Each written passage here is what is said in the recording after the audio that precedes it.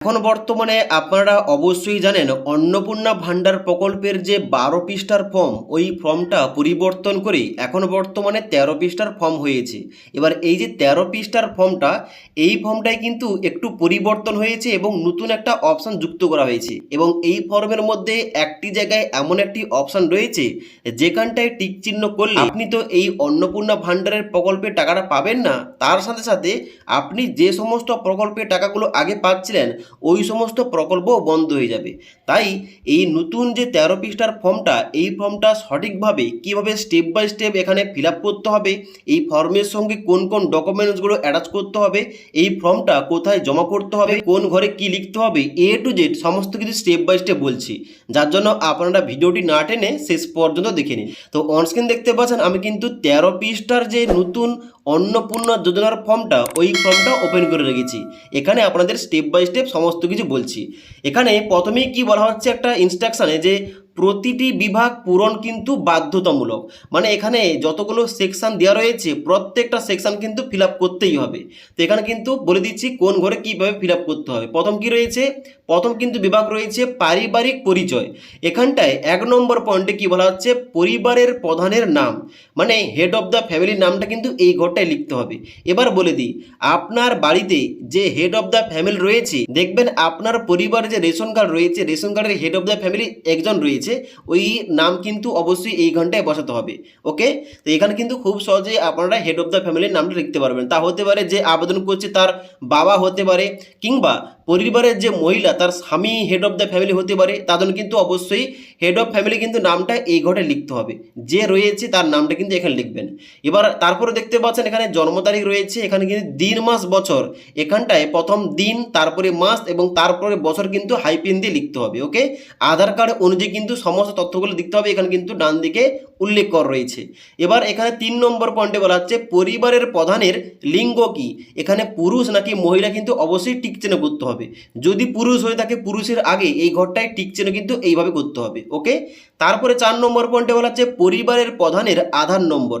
পরিবারের প্রধানের এই ঘরটায় যার নাম দিয়েছেন তার আধার কার্ডের নাম্বারটা কিন্তু এই ঘরটায় লিখতে হবে। ওকে, এবার 5 নম্বর পয়েন্টে বলা হচ্ছে ডিজিটাল রেশন কার্ডের পারিবারিক আইডি। এই আইডি কোথায় পাবেন, এই আইডি রেশন কার্ডের যে অফিসিয়াল ওয়েবসাইট রয়েছে ওখানটায় গিয়ে অবশ্যই আপনার রেশন কার্ডের যে ডিটেলস চেক করা যায়, ওখানটায় কিন্তু চেক করলে আপনি এই আইডি পেয়ে যাবেন। যদি আপনারা এই টপিকে ভিডিও চান যে এই নাম্বারটা কি করে অনলাইন থেকে বের করতে হয়, অবশ্যই কিন্তু নিচে কমেন্ট করবেন, তাহলে কিন্তু এই টপিকে একটা ভিডিও দিয়ে দেবো। ওকে, এটা কিন্তু খুব সহজেই বের করতে পারেন। এবার এখানে কিন্তু যদি নাম্বার থাকে নাম্বারটা কিন্তু এই ঘরটায় বসিয়ে দেবেন এবং তারপর নিচের দিকে আসবেন। 6 নম্বর পয়েন্টে বলা হচ্ছে পরিবারের সদস্য সংখ্যা কয়জন, এখানে কিন্তু শুধুমাত্র সংখ্যায় লিখতে হবে। যদি আপনার পরিবারে 4 জন হয়ে থাকে 4 লিখবেন, 5 জন হয়ে থাকে 5 লিখবেন। এবার তারপরে 7 নম্বর পয়েন্টে বলা আছে ঠিকানা, এখানে কিন্তু অবশ্যই আপনাদের স্থায়ী ঠিকানা দিতে হবে। আপনার আধার কার্ডে আইডি কার্ডের যে ঠিকানা রয়েছে ওই ঠিকানা দিতে হবে। যেমন এখানে প্রথম লিখবেন আপনার গ্রামের নাম, তারপরে পোস্ট অফিসের নাম, তারপরে থানার নাম, তারপরে আপনার জেলার নাম, এভাবে কিন্তু ঠিকানা কিন্তু লিখবেন আপনার আধার কার্ড আইডি কার্ড অনুযায়ী। তারপরে 8 নম্বর পয়েন্টে বলা হচ্ছে এখানে যোগাযোগের নাম্বার। এখানটায় হেড অফ ফ্যামিলির যার নাম দিয়েছেন তার এখানে মোবাইল নাম্বারটা এই ঘরটায় বসিয়ে দেবেন। তবে বলা হচ্ছে যে বিশেষত পরিবারের প্রধানের আধার নম্বর সংযুক্ত মোবাইল নাম্বার, মানে পরিবারের হেড অফ ফ্যামিলি যার নাম দিয়েছেন তার আধার কার্ডের সঙ্গে যে মোবাইল নাম্বারটা লিঙ্ক রয়েছে ওই নাম্বারটা কিন্তু এই ঘরটায় বসিয়ে দেবেন। ওকে, তারপরে 9 নম্বর পয়েন্টে বলা হচ্ছে যে নাম, জন্ম তারিখ, লিঙ্গ, পরিবারের প্রধানের সঙ্গে সম্পর্ক, আধার নম্বর, পরিবারের সকল সদস্য, মানে আপনার পরিবারের মোট যে কয়জন সদস্য রয়েছে আগে যে লিখেছেন সংখ্যাতে, ওই সমস্ত পরিবারের নামগুলো অ্যাড করতে হবে, লিখতে হবে। ওকে, কিভাবে লিখবেন, এবং এখানে কিন্তু অবশ্যই এই যে পয়েন্টটা 9 নম্বর পয়েন্টে, এখানটায় কিন্তু অন্নপূর্ণা যোজনার জন্য আবেদন করা যাবে। কিভাবে আবেদন করবেন বলে দিচ্ছি। তো প্রথম কি লিখতে হবে, প্রথম লিখতে হবে পরিবারের প্রধানের নাম, এই ঘরটায় কিন্তু পরিবারের প্রধানের নাম লিখবেন। তারপরে সদস্য 1, এই সদস্য 1-এর ঘরে এখানে কিন্তু স্টেপ বাই স্টেপ অ্যাড করতে হবে আপনার পরিবারের সদস্যের নামগুলো। তো নামের জায়গায় যার নামটা অ্যাড করছেন তার নাম লিখবেন, তারপরে তার জন্ম তারিখ লিখবেন, তারপরে লিঙ্গ পুরুষ নাকি মহিলা এই ঘরটায় লিখবেন। এবার পরিবারের প্রধানের সঙ্গে সম্পর্ক কি এই ঘরটায় লিখবেন। এবার বলে দিই সম্পর্ক কিভাবে লিখবেন। যদি আপনি পরিবারের প্রধানটা অবশ্যই যে আবেদন করছে হয়তো তার স্বামীর নাম লিখেছে, তো স্বামী যদি পরিবারের প্রধান হয়ে থাকে তো এখানে সদস্যের জায়গায় আবেদনকারী তার নাম লিখছে, তাহলে কিন্তু অবশ্যই এই মহিলার সঙ্গে এই যে তার স্বামীর সম্পর্ক, এখানে কিন্তু অবশ্যই লিখতে হবে ওয়াইফ। এখানে কিন্তু স্ত্রীর সম্পর্ক কিন্তু লিখতে হবে এখানে ওয়াইফ অথবা এখানে স্ত্রী লিখলে হবে। ওকে, তো এবার নিচে রয়েছে আধার নম্বর, যে সদস্য নামটা এখানে ওয়ানের ঘরে যার নাম দিয়েছেন তার আধার কার্ডের নাম্বারটা এই ঘরটায় বসিয়ে দেবেন। ওকে, এবার যদি এখানে সদস্য ওয়ানের ঘরে এখানে ওই পরিবারের প্রধানের স্ত্রী হয়তো আবেদন করছে, এবার অন্নপূর্ণা যোজনায় আবেদন করার জন্য এখানে কিন্তু ডান দিকে এই যে হ্যাঁ অপশান দেওয়া রয়েছে, এই হ্যাঁ অপশানে কিন্তু ডান দিকে টিক চিহ্ন করতে হবে, তবে কিন্তু অন্নপূর্ণা যোজনায় আবেদন করা যাবে। এটা কিন্তু অবশ্যই খেয়াল রাখতে হবে, এখানটায় টিক চিহ্ন না মারলে এখানে কিন্তু আপনি আবেদন করতে পারবেন না। আবার হতে পারে কি এখানে কিন্তু যে পরিবারের হয়তো প্রধান একজন মহিলা রয়েছে, তার বয়সটা 25 থেকে 60 বছরের মধ্যে, তাহলে প্রধানের ঘরে এখানে পরিবারের প্রধানের ঘরে কিন্তু তার মহিলার নামটা হবে। এবং এখানে কিন্তু ডান দিকে এই যে HOF এর ডান দিকে একটা হ্যাঁ অপশান রয়েছে, এখানটা কিন্তু টিক চিহ্ন করতে হবে। এইভাবে যে সদস্য আবেদন করবে অন্নপূর্ণা যোজনায় তার নামের ডান দিকে কিন্তু হ্যাঁ অপশানে কিন্তু অবশ্যই টিক চিহ্ন করতে হবে, তবে কিন্তু আবেদনটা হবে। ওকে, এবার এইভাবে সদস্য নাম্বার 2 এখানে কিন্তু লিখতে হবে, আর বাদবাকি সদস্যের নামগুলো এখানে কিন্তু সেম টু সেম ভাবে নামের জায়গায় সদস্যের নাম, তারপরে জন্ম তারিখ, তার লিঙ্গ কি পুরুষ নাকি মহিলা, এবং তার নিচে আসার পর এখানে পরিবারের প্রধানের সঙ্গে সম্পর্ক কি এখানে কিন্তু এই ঘটে লিখতে হবে এবং তারপরে আধার নাম্বার দিতে হবে। তো এইভাবে আপনার পরিবারের যতজন সদস্য রয়েছে প্রত্যেক সদস্যের নামটা কিন্তু এইভাবে অ্যাড করতে হবে। ওকে, এবার এখানে কিন্তু কোন ঘরে মানে কোন সদস্য নম্বরের ঘরে কার নাম দিয়েছেন এইগুলো মনে রাখতে হবে এবং সেইটা অনুযায়ী পুরো ফর্ম ফিল আপটা করতে হবে। ওকে, তো পরিবারের কিন্তু সমস্ত সদস্যের নামগুলো এইভাবে অ্যাড করে নেবেন। অ্যাড করার পর 10 নম্বর পয়েন্টে এখানে বলা হচ্ছে পরিবারের প্রধান এবং পরিবারের সকল প্রাপ্তবয়স্ক সদস্যের ব্যাংক অ্যাকাউন্টের নাম্বার কিন্তু এখানে অ্যাড করতে হবে। প্রথম কি রয়েছে HOF, মানে এখানে কিন্তু প্রত্যেকটা অপশান হেড অফ ফ্যামিলি কিন্তু প্রথম এখানে অ্যাড করতে হবে। তো প্রথম HOF এর ঘরে কিন্তু অবশ্যই পরিবারে যে প্রধানের নাম দিয়েছেন ফর্মের প্রথমেই তার ব্যাংক অ্যাকাউন্ট কিন্তু অবশ্যই এখানে অ্যাড করতে হবে। যাদের কিন্তু প্রথম ব্যাংকের ডান দিকে এখানটায় কিন্তু ব্যাংকের নাম লিখবেন। আপনার যদি স্টেট ব্যাংক অফ ইন্ডিয়া হয়ে থাকে এখানে কিন্তু স্টেট ব্যাংক অফ ইন্ডিয়া লিখবেন। আপনার যদি কানাডা ব্যাংক হয়ে থাকে কানাডা ব্যাংক লিখবেন। আপনার যদি এখানে পাঞ্জাব ন্যাশনাল ব্যাংক হয়ে থাকে এখানে পাঞ্জাব ন্যাশনাল ব্যাংক লিখবেন। এইভাবে ব্যাংকের নামটা কিন্তু প্রথম ঘরটায় লিখতে হবে, তারপরে অ্যাকাউন্ট নম্বরের ডান দিকে অ্যাকাউন্ট নাম্বার লিখতে হবে, তারপরে IPC কোডের জায়গায় ব্যাংকের IPC কোড নাম্বার লিখতে হবে। এইগুলো কিন্তু ব্যাংক অ্যাকাউন্টের প্রথম পেজ থেকে পেয়ে যাবেন। ওকে, তারপরে সদস্য নাম্বার 1, এবার যে নামগুলো আপনি একটু আগে 9 নম্বর পয়েন্টে অ্যাড করলেন, সদস্য নাম্বার 1 ঘরে যার নাম বসিয়েছিলেন তার কিন্তু এখানে নিচে সদস্য নাম্বার 1 ঘরে ব্যাংকের নাম, account number, IPC code add করতে হবে। এইগুলো কিন্তু ভুল করলে হবে না। আপনি পরিবারের নামগুলো যেইভাবে অ্যাড করেছেন পরবর্তীতে এখানে পুরো ফর্মে সেই সমস্ত কিন্তু তথ্যগুলো একইভাবে দিতে হবে। এইভাবে প্রত্যেক সদস্যের কিন্তু এখানে সমস্ত ব্যাংক অ্যাকাউন্ট, ব্যাংকের নাম এবং IPC কোড কিন্তু এখানে অ্যাড করে নেবেন। ওকে, তবে একটা কথা মাথায় রাখবেন, এখানে বলা হচ্ছে ডান দিকে একটা ইনস্ট্রাকশন বলা হচ্ছে DBT ক্রেডিটের জন্য আধার লিঙ্কযুক্ত ব্যাংক অ্যাকাউন্ট প্রদান করুন। মানে যে ব্যাংক অ্যাকাউন্ট নাম্বারগুলো এখানে অ্যাড করছেন ওই সমস্ত ব্যাংক অ্যাকাউন্টের সঙ্গে যেন DBT লিঙ্ক থাকে। এবার যদি না থাকে অবশ্যই কিন্তু এখন বর্তমানে অনলাইন থেকে লিঙ্ক করা যাচ্ছে, অনলাইন থেকে লিঙ্ক করতে পারেন। এবার আপনার ব্যাংক অ্যাকাউন্টের সঙ্গে আধার DBT লিঙ্ক আছে কিনা ওইটা কিভাবে চেক করবেন এবং লিঙ্ক না থাকলে কিভাবে লিঙ্ক করতে হবে এই টপিকে অলরেডি আমাদের ভিডিও দেওয়া রয়েছে। এবং যদি আপনারা এই টপিকে আরও ভিডিও চান নিচে কিন্তু অবশ্যই কমেন্ট করতে পারেন। এবার এখানে আরও একটা কথা বলা হচ্ছে যে প্রাপ্তবয়স্ক সদস্যের কিন্তু ব্যাংক অ্যাকাউন্ট অ্যাড করতে হবে। যদি আপনার কোনো বাড়িতে শিশুর ব্যাংক অ্যাকাউন্ট থেকে থাকে এখানে কিন্তু দেওয়ার দরকার নেই। ওকে, এবার নিচের দিকে আসতে হবে। নিচের দিকে আসার পর এখানে পরবর্তী 11 নম্বর পয়েন্টে বলা হচ্ছে আপনার পরিবারের সমস্ত সদস্যের এপিক নম্বর অর্থাৎ ভোটার ID কার্ডের নাম্বার অ্যাড করতে হবে এবং বিধানসভা ক্ষেত্র এবং অংশ নম্বর অ্যাড করতে হবে। এবার এইগুলো কোথায় পাবেন? এগুলো পাবেন ASIR 2026-এর ভোটার লিস্ট থেকে। যে লিস্টে আপনার এখানে বিধানসভা ক্ষেত্রর নাম এবং অংশ নাম্বারটা এখানে কিন্তু লিস্টের প্রথমেই পাতায় দিয়ে রয়েছে, সেখান থেকে কিন্তু অবশ্যই খুব সহজে এখানে কিন্তু লিখতে পারেন। এবং এখানে HOF প্রথম কিন্তু HOF এপিক নাম্বারের ঘরে পরিবারের প্রধানের জায়গায় যার নাম দিয়েছেন তার এপিক নাম্বারটা এই ঘরটায় বসবে এবং নিচে বিধানসভা ক্ষেত্র এবং অংশ নম্বরটা নিচের ঘরটায় বসবে।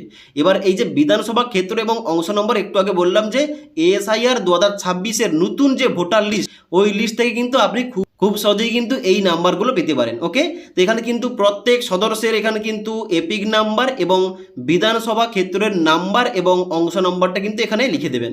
লেখার পর 12 নম্বর পয়েন্টে বলা হচ্ছে বিভাগ, যেখানটায় কিন্তু অবশ্যই আপনার ক্যাটাগরি এখানে সিলেকশন করতে হবে, আপনি কি ধরনের কাস্ট ক্যাটাগরি থেকে বিলং করছেন। এখানে বলা হচ্ছে unreserved, EWS, SC, ST, OBC, এগুলো কিন্তু অবশ্যই আপনাকে টিক চিহ্ন করতে হবে। যারা আপনারা হয়তো আনরিজার্ভ কিংবা জেনারেল ক্যাটাগরি, আপনাকে কিন্তু অবশ্যই প্রথম যে রয়েছে অসংরক্ষিত ইউআর, এইখানটায় কিন্তু অবশ্যই টিক চিহ্ন করতে হবে।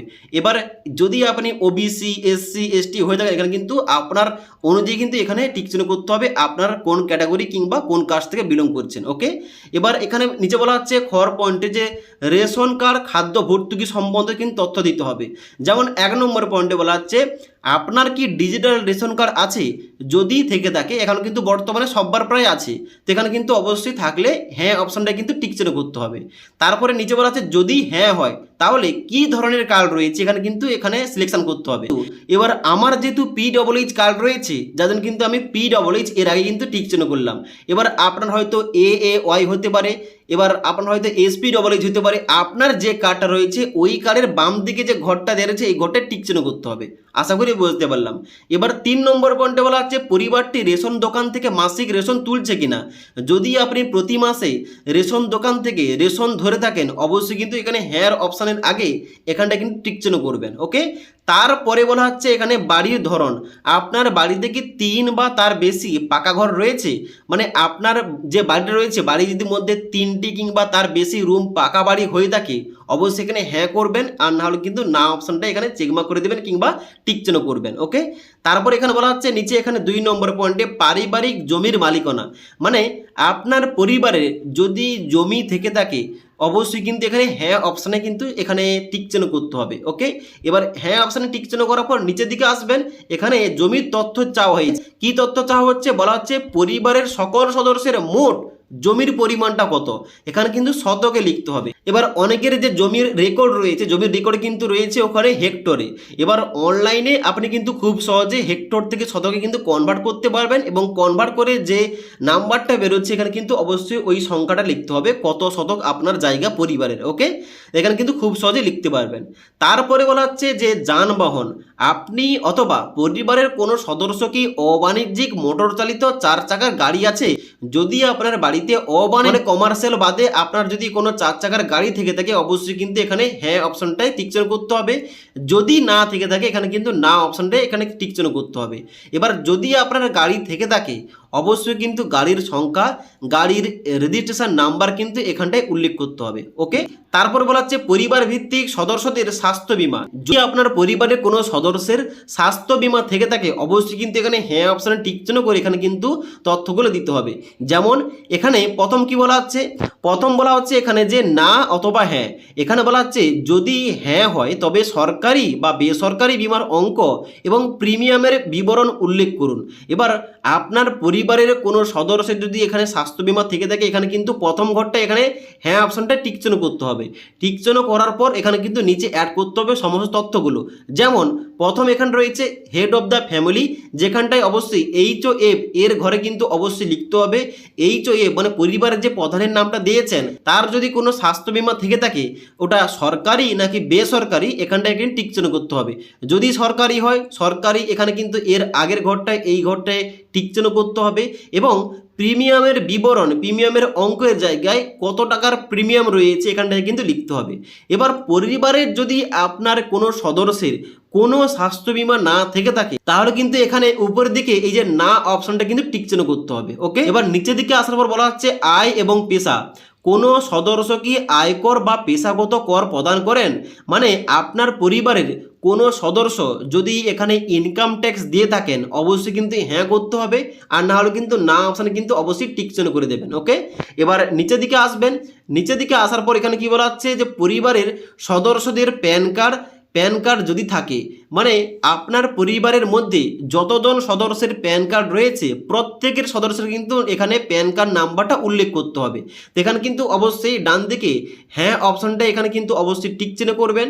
টিক চিহ্ন করার পর এখানে প্রথম দিতে হবে HOF মানে পরিবারের প্রধানের এখানে কিন্তু নামের ঘরে এখানে নাম লিখবেন এবং প্যান নাম্বারের ঘরে পরিবারের যে প্রধান রয়েছে তার কিন্তু প্যান নাম্বারটা লিখবেন।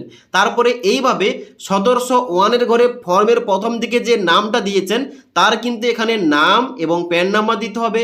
সদস্য 2-র ঘরে তার নাম এবং প্যান নাম্বার দিতে হবে। এইভাবে যতজন সদস্যের প্যান নাম্বার রয়েছে প্যান নাম্বারগুলো এখানে অ্যাড করে নেবেন এইভাবে। ওকে, এবার নিচের দিকে আসতে হবে। বলা হচ্ছে 3 নম্বর পয়েন্টে কর্মসংস্থানের ধরন, যেখানটায় প্রথম কিন্তু অবশ্যই পরিবারের প্রধানের তথ্য দিতে হবে। বলা হচ্ছে পরিবারের প্রধান কোন ধরনের কাজ করে থাকে, সরকারি ক্ষেত্রে কাজ করে নাকি বেসরকারি ক্ষেত্রে, নাকি ব্যবসায়ী, নাকি মালিক, নাকি কোনো পার্ট টাইম জব করছে, নাকি কারিগরি কিংবা শিল্পী কিংবা কৃষক, নাকি পরিযায়ী শ্রমিক, নাকি বেকার কিংবা অন্যান্য। এবার পরিবারের প্রধান যে ধরনের কাজ করছে অবশ্যই ওই অপশানের কিন্তু আগের ঘরটায় অবশ্যই কিন্তু এই বক্সের মধ্যে টিক চিহ্ন করতে হবে। তো আমার যে পরিবারের প্রধান নামটা অ্যাড করব তিনি কিন্তু অবশ্যই একজন কৃষক, তার জন্য কিন্তু এই যে অসংগৃহীত ক্ষেত্রে স্বনিযুক্ত কারিগর, শিল্পী, কৃষক এই ঘরটা কিন্তু আমি টিক চিহ্ন করব। এইভাবে আপনার পরিবারের প্রধান যে কাজ করে অবশ্যই কিন্তু ওই অপশানের আগের ঘরে অবশ্যই টিক চিহ্ন করতে হবে এইভাবে। এবার সেম টু সেম ভাবে আপনার পরিবারের সমস্ত সদস্য মানে যারা প্রাপ্তবয়স্ক সদস্য যারা কাজ করছে তো সেই রকমভাবে সদস্য অনুযায়ী এখানে কিন্তু আপনাকে অপশানগুলো সিলেকশন করতে হবে কিংবা টিক চিহ্ন করতে হবে। যেমন সদস্য 1 কি কাজ করে থাকে এখানে কিন্তু অবশ্যই টিক চিহ্ন করতে হবে, সদস্য 2 কি কাজ করে থাকে এখানে কিন্তু অবশ্যই টিক চিহ্ন করতে হবে।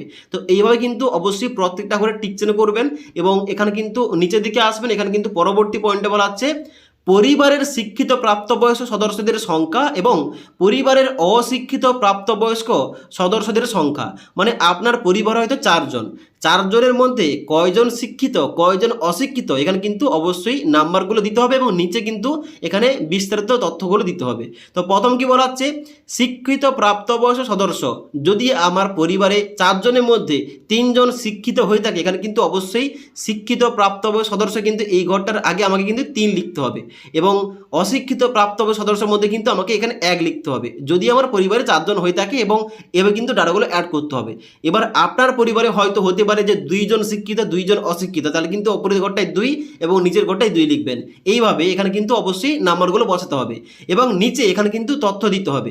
বলা হচ্ছে পরিবারের প্রধান মানে HOF, এখানটায় পরিবারের প্রধান যদি শিক্ষিত হয়ে থাকে এখানে কিন্তু শিক্ষিতর আগের ঘরটায় এই ঘরটায় টিক চিহ্ন করবেন এবং ওই পরিবারের প্রধানের কতদূর পড়াশোনা, সর্বোচ্চ শিক্ষাগত যোগ্যতা কি, যদি মাধ্যমিক হয়ে থাকে এখানে কিন্তু মাধ্যমিক লিখবেন, যদি উচ্চ মাধ্যমিক হয়ে থাকে উচ্চ মাধ্যমিক লিখবেন, যদি অষ্টম শ্রেণী পাস হয়ে থাকে অষ্টম কিন্তু লিখবেন। ওকে, তো এভাবে কিন্তু অ্যাড করতে হবে যোগ্যতাগুলো। তো সেম টু সেম ভাবে সদস্য 1 অ্যাড করতে হবে। সদস্য যে 1 অ্যাড করেছেন নাম লিখেছেন ওই উপরের দিকে, তো সদস্য 1 শিক্ষিত নাকি অশিক্ষিত এখানে কিন্তু অবশ্যই টিক চিহ্ন করতে হবে।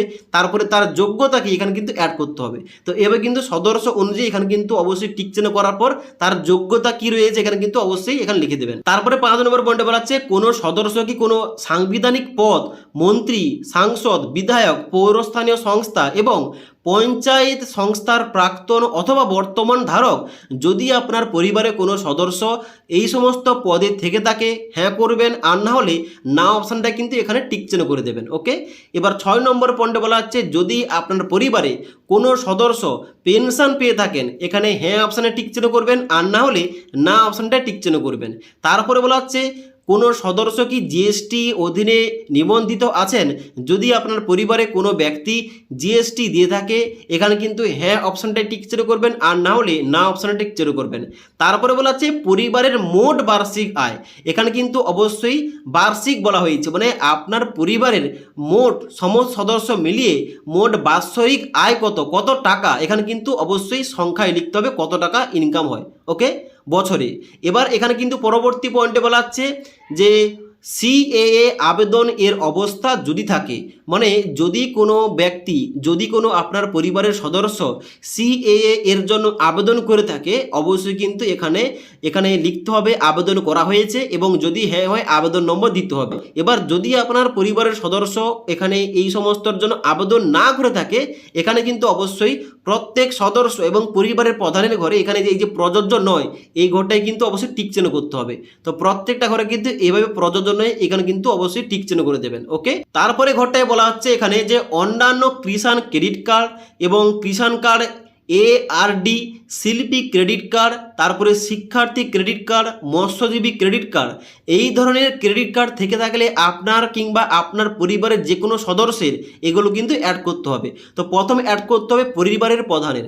এখানে কিন্তু পরিবারের প্রধানের যদি এই ধরনের কোনো কার্ড থেকে থাকে ওই কার্ডের নাম্বার লিখবেন, নাম্বারে ঘরে আইডি সংখ্যা লিখবেন এবং কোন তারিখে ইস্যু করা হয়েছে এখানটা কিন্তু লিখতে হবে। ওকে, এবার এখানে কিন্তু ডান দিকে কর্তৃপক্ষের বিবরণ, এখানে কিন্তু প্রদানকারীর কর্তৃপক্ষ যে প্রদান করেছে এই কার্ডটা তার কিন্তু বিবরণ এখানটায় দিতে হবে। ওকে, এবার যদি না থাকে এগুলো কিন্তু কোনো কিছু দেওয়ার দরকার নেই, নিচের দিকে আসতে হবে। নিচের দিকে আসার পর এখানে কি বলা হচ্ছে যে যদি SIR 2026-এর নাম বাদ পড়ে তবে মামলাটি ট্রাইব্যুনালে বিচারাধীন কিনা এখানে কিন্তু অ্যাড করতে হবে।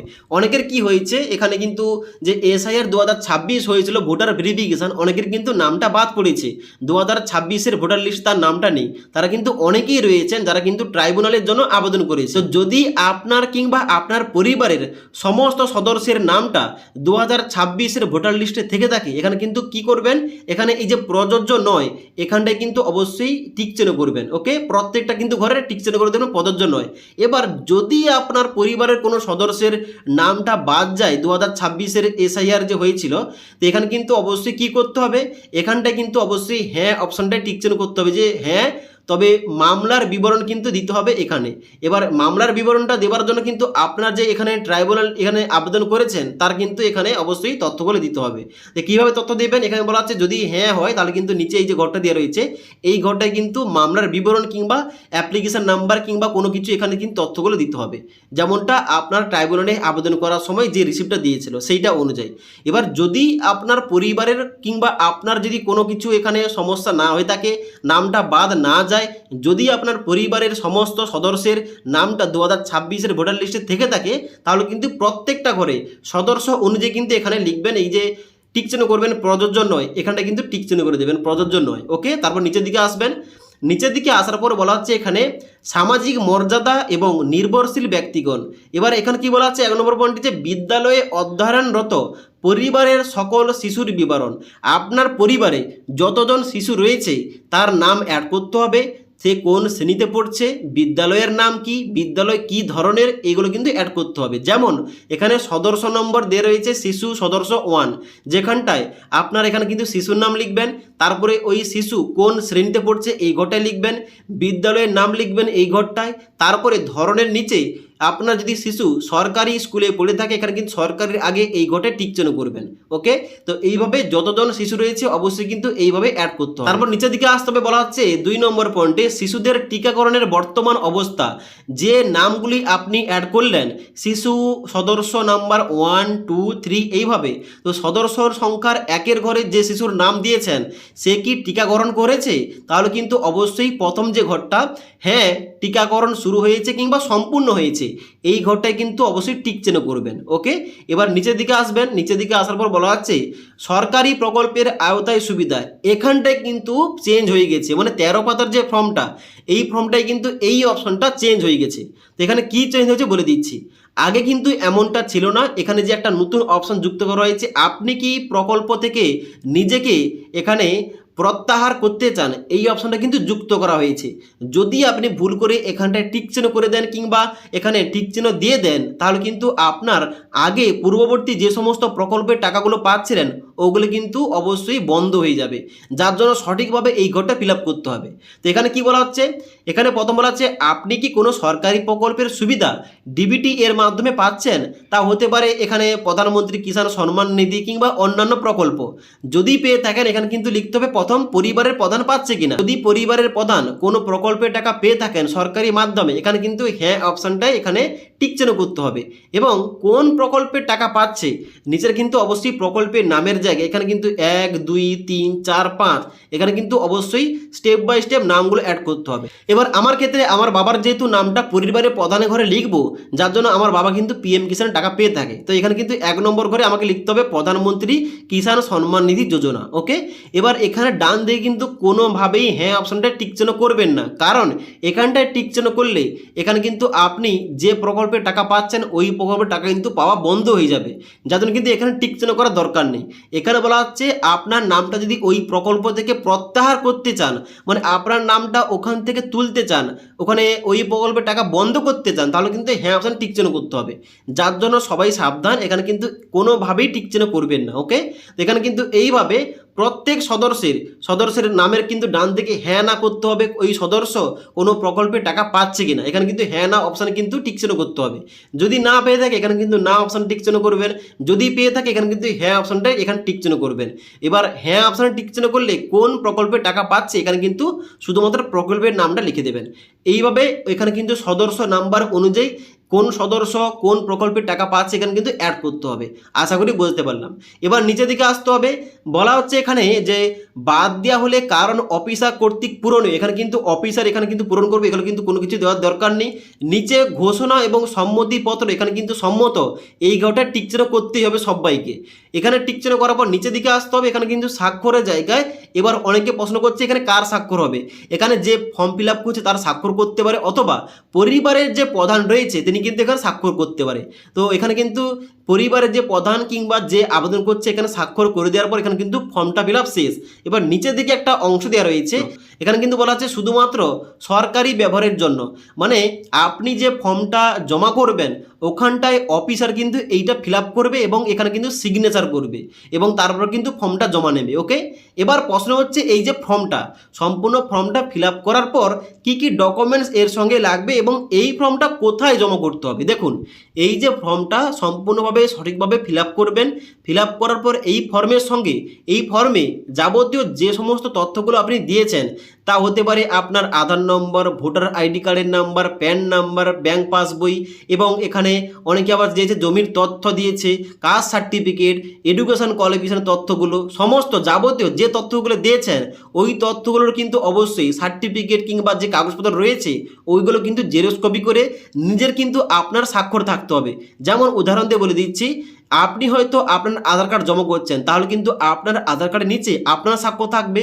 আপনার ছেলের আধার কার্ড জমা করছেন, আপনার ছেলের কিন্তু আধার কার্ড নিচে তা আপনার ছেলের কিন্তু স্বাক্ষর থাকবে। এইভাবে যার ডকুমেন্টস সে কিন্তু অবশ্যই ওই যে জেরক্সে নিজে কিন্তু নিজের স্বাক্ষর করবে এবং ওই সমস্ত ডকুমেন্টস একসঙ্গে অ্যাটাচ করে এই ফর্মের সঙ্গে ফর্মটা জমা করতে হবে আপনার নিকটবর্তী বিডিও অফিসে, অথবা এসডিও অফিসে, অথবা ডিএম অফিস, অথবা পঞ্চায়েত দপ্তরে। তো এই সমস্ত জায়গায় কিন্তু ফর্মটা জমা নেওয়া হচ্ছে। তো আপনি কিন্তু খুব শীঘ্রই ফর্মটা ফিল আপ করে সমস্ত ডকুমেন্টস একসঙ্গে অ্যাটাচ করে ফর্মটা কিন্তু জমা করবেন আপনার নিকটবর্তী বিডিও, এসডিও, ডিএম অথবা পঞ্চায়েত অফিসে। আশা করি বুঝতে পারলাম।